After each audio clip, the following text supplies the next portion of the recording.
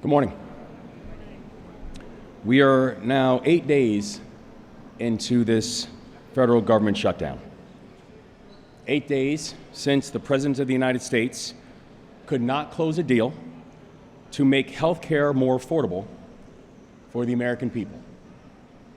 8 days since the federal administration told all 50 states that you are now on your own.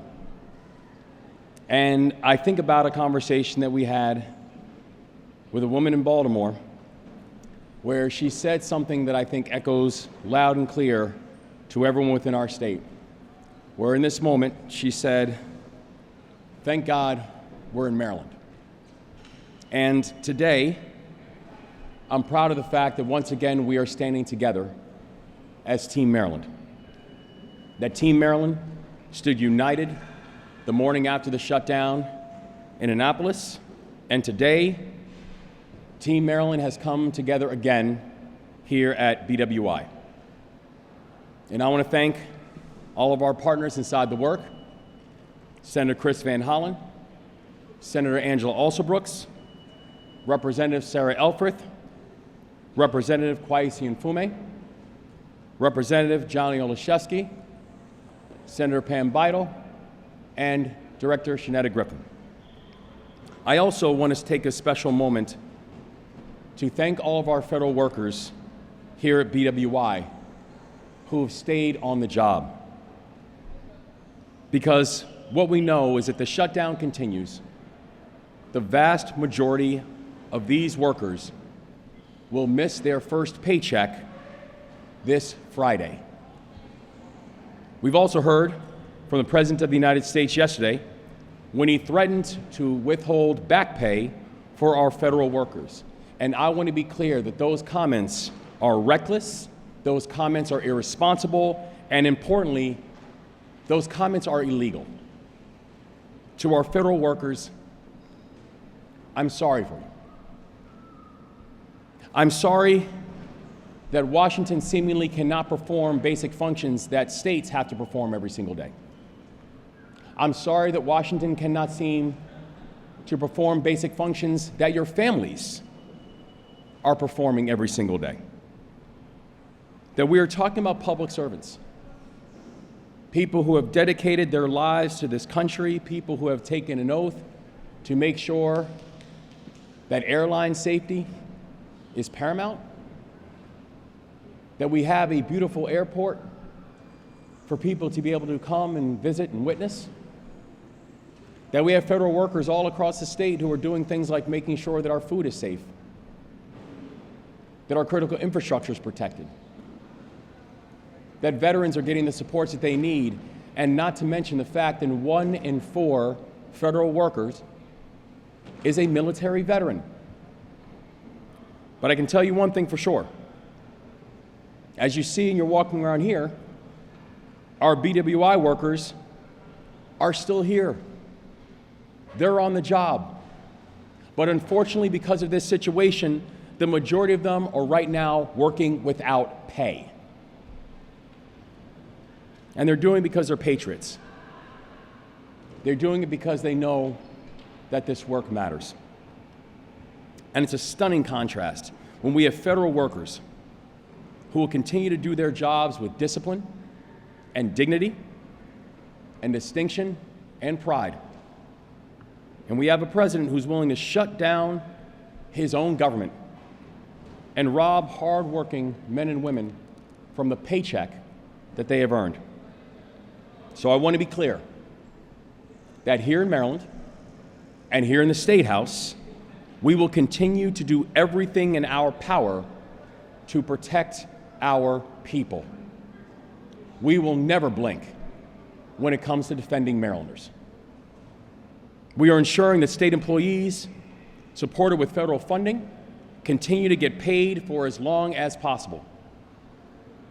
We are ensuring that federal programs administered by the state are continuing to support working families through Medicaid and SNAP and TANF. We are working with the private sector to shield federal employees impacted by this federal government shutdown from evictions and foreclosures and utility shutoffs. That many furloughed workers are eligible for unemployment insurance, and we will repay the funds once they start receiving a paycheck again. Earlier this week, we also launched a loan program through the Maryland Department of Labor to provide low-interest loans to federal workers. And we've worked with our credit unions and banks to offer financial assistance and payment flexibility for Marylanders who have been affected by this shutdown. For people who want to find out more information on these resources and things that the state are doing to support Marylanders, please go to go.md.gov/federal shutdown. And I know people have taken advantage of it because thousands of Marylanders have already started to use these resources since the shutdown began. Within hours of launching our emergency site, we hit over 10,000 views. And in fact, in a week, we have now hit over 45,000 views. We have now received 830 new unemployment insurance claims from federal employees, and we anticipate more coming in the days ahead. So I encourage all Marylanders to take advantage of these emergency resources and seek the support that they are entitled to and the support that Team Maryland wants to ensure that you receive. But I do want to be clear that no state is prepared to fill the enormous gap that is being created by this federal administration.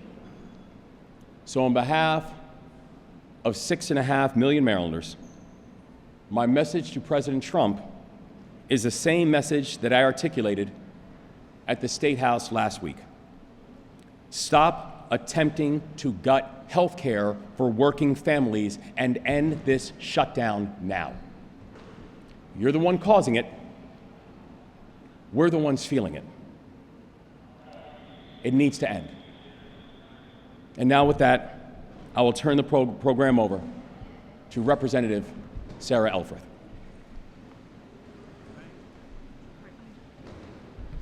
Good morning, and thank you, Governor. I'm so grateful to be here with Team Maryland, Governor Moore, Senators Van Hollen and also Brooks, Congressman Mfume and Olszewski, my good friend, Senator Pam Vital, and of course, our wonderful Executive Director of BWI. It feels like we're together a lot these days because while the federal government is shut down, Team Maryland has been hard at work. Whether it's the governor announcing new programs and supports, thank you, Governor, for the federal workers who live here in Maryland, or Senator also Brooks and I introducing legislation that will ensure that essential employees like the ones here at BWI are eligible for unemployment insurance in any shutdown. Maryland is fighting to reopen the government with a bipartisan budget deal. Again, reopen the government with a bipartisan budget deal that supports our federal employees without gutting health care for 20 million Americans. We're here at BWI today because 550 TSA agents and 70 air traffic controllers, support staff, and management are employed here and currently working without pay as essential employees. And we have a very simple message. Shutdowns don't fly. Our federal workforce directly and acutely feels the impacts of the government shutdown. Right here in Maryland's 3rd District, 44,000 federal employees are working, either essential or at home furloughed. These folks are our neighbors, but they are the ones who keep our skies safe and make sure thousands of Americans can get to where they need to go each and every day. So as the governor said, first and foremost, our message, and I think everybody behind me would agree, is thank you. Not just during this shutdown, but thank you for doing your jobs for the last 10 months under the largest assault on federal employees this country has ever seen. Our federal employees are just simply not hearing that thank you enough. And we know that you all perform your jobs that simply cannot be abandoned because of chaos in Washington. Please know that our offices are open and doing everything we can to ease the pain. And that's why we are ready to work with our colleagues on either side of the aisle to reopen the government. But unfortunately, as the governor said, our Republican colleagues have refused to come to the table. We're in the district today because the Speaker has called off votes for the 2nd week in a row, unwilling to negotiate on health care. And as our communities begin to receive notices, those notices went out on October 1st. that their healthcare premiums are increasing, there's so much at stake right now. 190,000 Marylanders rely on those ACA tax credits, and without Congress acting, 190,000 Marylanders are about to experience a 68% increase in their healthcare premiums on January 1st. 68%. And even if you don't rely on the ACA tax credits, even if you're not one of those 190,000, all Marylanders are projected to see their premiums increase 13% if Congress doesn't act. Now, I don't know about you, but I don't know many neighbors who are anticipating a 13% raise next year to compensate for this surge in healthcare costs. The governor mentioned it, but it bears repeating. I feel the need to address the president's latest threat to break the law. And I'll repeat, break the law and not provide furloughed and essential workers with the back pay they're legally guaranteed to receive.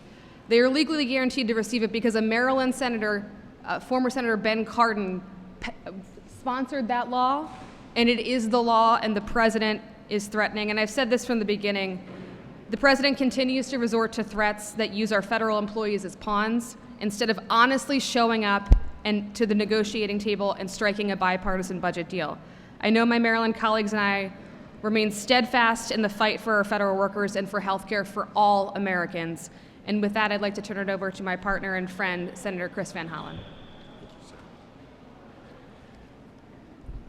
Thank you, Congresswoman Elfreth. Thank you for your leadership in Congressional District 3 and on behalf of the state of Maryland. I want to thank our other colleagues in the House who are here, Congressman Mfume, Congressman Olszewski. Thank you all for what you're doing to try to reopen the government of the United States, and that's what my partner in the Senate, Senator Alsobrooks, and I are doing. Governor, thank you and your team for all you're doing to try to ease the pain, the unfair burdens that have been placed on federal employees at this time, and it's good to be here with other members of Team Maryland. I also want to salute our patriotic federal employees who go to work every day on behalf of the American people. Here at BWI, Thurgood Marshall, that includes the air traffic controllers, that includes TSA officials, and it includes others. They're part of a federal workforce that delivers for the American people. We are now 8 days into the second Trump shutdown. I say second Trump shutdown because I was in the Senate during the first Trump shutdown, and I think we all remember that. That was in 2018, 2019. It lasted for 35 days. We don't want this shutdown to last a day longer. But we're all here because President Trump has not come to the negotiating table. We call upon him today to join us in bipartisan negotiations to open the government. And the House Republican leadership, they're AWOL. They're not even in town. They are more worried about keeping the Epstein files under lock and key than they are opening the federal government. And in the United States Senate, Senate Republicans have now voted 5 times against the proposal that Senator Alsobrooks and I voted for to open the government without giving Donald Trump a complete blank check for his lawless activities, and also to address an issue that candidate Trump said he was going to focus on day one, which is bringing down the prices and costs that are squeezing every American family and families throughout the state of Maryland. And we're especially focused on the time bomb that Donald Trump and Republicans left in place, that when it explodes later this year will drive up huge costs in health care in Maryland and around the country. You may remember a few months ago they passed what they called the Big Beautiful Bill. It was beautiful if you're a billionaire or very wealthy people. Those individuals had big tax cuts permanently extended. The tax cuts that they allowed to expire are the tax cuts that help middle-class families here in Maryland, around the country, afford health care. Those are the ones that are set to terminate, and just this week, Marylanders began to receive their notices about how that would impact them. And yesterday I put out, and others put out, an example of what would happen to a 60-year-old couple in Salisbury, Maryland, that makes $90,000 a year. They would see their current premiums more than double, from $641 a month to $1,762 a month, almost triple. We all know that Donald Trump is not just shutting down the government now. He has been shutting down the government in pieces from day one. We remember Elon Musk said he was going to take a chainsaw, that's his metaphor, not mine, to government services. We've all stood outside the Social Security Administration, where they let people go and made it much harder for people to access their benefits. Russ Vought, who is Donald Trump's right-hand budget man, infamously said that he wanted to inflict trauma on federal employees. And that is what they are doing now. And the most recent example is their big lie that federal employees will not receive their full back pay when the federal government reopens. These are mafia-style threats that have no basis in law. I remember working very closely with Senator Cardin and our Virginia colleagues and others when we passed that law to ensure back pay for all federal employees. And if you go back and look at what the Trump administration said at the time, they recognized that that was not just back pay for that shutdown. It was to make sure that in all shutdowns, federal employees are made whole at the end of the day. And in fact, if you look at the guidance that OPM, the Office of Personnel and Management, just put out in September, it says the same thing until they took it down. So this is fear-mongering that the Trump administration is engaged in that has no basis in law. We want to end this shutdown. I outlined the proposals we've talked about. In the meantime, we are doing everything we can to ease the burden, both the governor and his team at the state level, all of us at the federal level, and I want to close where I began by thanking those federal employees who really work day in and day out to provide those services to the American people. And they'd be the first to tell you, in addition to the pain they're suffering when they're not able to perform those services, the American people end up losing the benefit of those services. So let's end this shutdown, and now let me turn it over to my partner in the Senate, Senator Alsobrooks, who has voted 5 times now on our plan to reopen the government. Senator Alsobrooks. Good morning, everyone. I, too, am really proud to be standing with Team Maryland this morning. I think the governor said it well when we said we wake up each day and we feel really, really fortunate to be in a state like Maryland. And I do, in fact, with leaders like these who believe in the rights of the American people. And it is also really important that we thank, again, the men and women who show up, the incredible patriots of our country who show up day in and day out. Our federal workers, we are the proud home to over 200,000 federal employees here in the state of Maryland, one of the largest groupings of federal employees in the country. And these are the men and women who show up no matter whether the president is a Democrat or a Republican.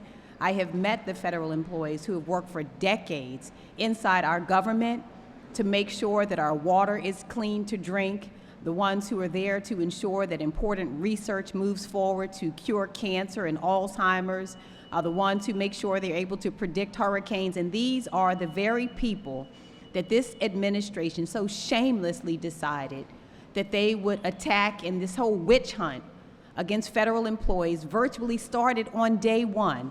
You've already heard Senator Van Hollen say that Russell Vought, whose words echo those of his leader who are cruel. These people are so cruel. They are so callous. What has been done here, I should go ahead and say it, is so wicked that they said virtually on day one that it was their intention, this is what Russell Vogt said, that people would feel so traumatized, our federal employees, that they wouldn't even want to come to work.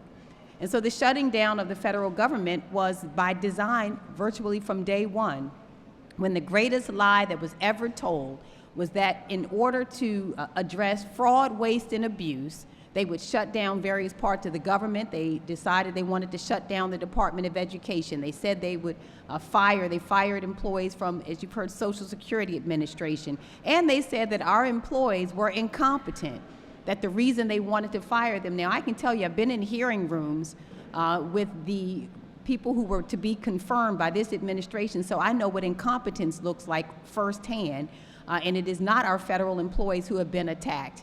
But the greatest lie told is not only that we don't need these federal employees and that they are incompetent, but the design of this administration, it should be very clear, is to repurpose government in order to benefit billionaires. So to fire and to gut out these federal agencies, and it has been done with one intention, and that is to repurpose government, not to serve the people, the hard-working middle class and working class people of our country, but it is instead to benefit the billionaire friends of this administration. That is what this is all about. And in this latest episode of this horror story that we have been reading all year long, we have now seen the Republicans shut down our government. And that's an important statement because the greatest Jedi mind trick that I have been watching is for the Republicans to say the ones who control the White House, the Senate of the United States, and the U.S. House of Representatives now say that the party that is not in the majority is the one that shut down the government. These Republicans who control and who have the keys to the kingdom shut down the federal government rather than support affordable health care for Americans. That's what this is about. They'd rather shut down the government than allow Americans to have access to health care and to have affordable health care.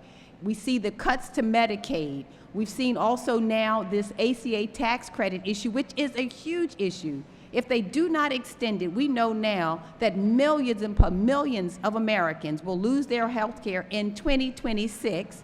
And we know millions more, up to 24 million more, will see their premiums increase. And this is on top of everything that this administration has done to attack the middle class and working class families by making it more difficult to afford the cost of living. We've seen these horrible tariffs that will cause the cost of goods to increase. We've seen also the cost of groceries have increased by about 3% just this year alone. And so it flies in the face of everything they promised, which was to make our lives better. And I want to ask the question, has it gotten better yet? Under this administration, whose life has gotten better yet? Has it become easier to afford the cost of living? Of course not. The mood of the country, none of us can remember the mood of the country being as angry and sad as it's been. And this is all at the hands of these Republicans who have refused again to side with the American people, to make our cost of living such that people can afford to live. And when they didn't get their way, what did they do? They shut down the government. And so we've heard from our employees here, federal employees, my constituents, who I want to thank for all that they have endured. Many of whom have said, you know what, we want you to reopen the government. And we have, as Senator Van Hollen has said, we have voted now 5 different times to not shut down the government and to roll back these Medicaid cuts and to make sure that we are extending the Affordable Care Premium Tax Credit so that Americans can simply afford their health insurance.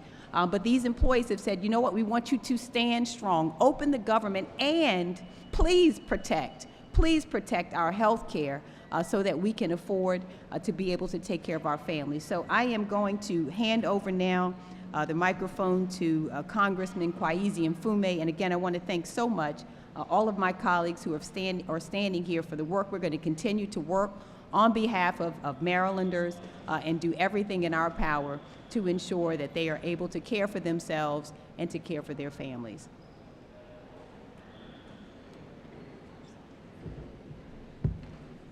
I know you've been looking to hear something different but the fact of the matter is we're deliberately redundant because the truth needs to be repeated over and over again. I want to thank Governor Moore for this emergency effort as an executive order to provide forbearance and to provide monetary relief to those persons in our state who are really up against the wall as a result of this Republican shutdown. And I want to thank all of my colleagues who are here, both our senior and junior senator, Senator Van Hollen, Senator Also Brooks. I want to thank Sarah Elfreth for convening us here in this district to underscore just how dangerous these cuts can be, particularly when we talk about air safety. I want to thank our executive director and CEO of the airport and our great supporter here and others who have come out to be with us. Sarah, Johnny, and myself on the House side have been fighting day in and day out to do one thing, and that was to avoid a shutdown. This shutdown was totally avoidable, but the Republicans are fearful that if they convene us, the 218th signature will go on a discharge petition, and all of the information about Jeffrey Epstein will at last be released. This has a lot to do with a lot of things, but don't underestimate the need for them to protect those who were associated with Jeffrey Epstein. Now, when I say avoidable, you would think that most people would not want to punish other people by increasing their health care by 10, 20, 50, or even 100% in some cases. You would think that. You would believe that this government would stop lacking compassion, particularly in the Oval Office, and find a way to unite people, even though we disagree on basic aspects of this approach. And you would think also that for those persons who are not going to be able to replace the cuts they're going to receive as a result of Medicare, and for those who are going to watch their ACA payments go up, that at the very, very least, the President and members of the Congress on both sides of the aisle would be compassionate enough to pull back from that. But that is not the case. And so the reason it wasn't avoidable was because the Republicans wanted to get out of town. And when you're out of town, you can't negotiate. And we've been in Washington day after day after day after day, waiting to try to have dialogue and discussion. And the Speaker of the House refuses to convene us. I think that's a sin. I think it's shameful. And more than anything else, it is wicked. Speaker Johnson, while this shutdown is underway, there are things we can do to ease the pain. We are here at this beautiful airport where people are flying in and out every day, and where air traffic controllers have to worry about being told they've got to work extra hours with very little pay, that they've got to do that and they won't see that pay until after this is all over. And they put at risk the safety of the American public, not because they don't care. They've been working around the clock. The executive director and I spoke about this weeks back, about the burden on air traffic controllers and others at this airport. But they do their job. They get up every day, they put on their clothes, they come to work, and they don't ask, as Angela said, is the president a Democrat or a Republican? They just want to do what's right. They want to fulfill their obligation. So, Mr. Speaker, while this is underway, at the very least, come back to Washington, convene us so that we might be able to put forward and pass an emergency supplemental aimed at finding a way to pay air traffic controllers all over this country until this thing is settled. At the very least, Mr. Speaker, don't continue to put at risk the lives of Americans who are flying day in and day out. The failure of the Speaker to act while this is going on is just as bad as the shutdown that we've seen. And to Mr. Vogt, who continues to want to intimidate men and women who are federal employees as if he is Al Capone, Your day is coming, sir. You will be held accountable one day for these decisions. And that's why, so desperately, the other side will do everything they can to prevent the House from flipping from Republican to Democratic, because they know they will be held in account. And so I'm proud to be with all of the persons here. I'm proud to see that there's so many air traffic controllers and TSA agents and others who are working at this airport. I'm proud of our director's effort to not let this slow her down. And I'm proud of Americans all over this country who are concerned about health care and who are concerned about their country and who believe at the end of the day we can do more. We can do more. And so when historians look back through the telescope of time and they look at this era in our nation's history, let it be said of us, those who are proud Democrats who have stood up and will continue to stand up, that we will not waver, that we will not flinch, that we will not bend, and we will not break in terms of fighting for what's right for the American people. Please welcome our colleague in the House who has been so hard at work with Sarah and myself on this, Congressman Johnny Olszewski.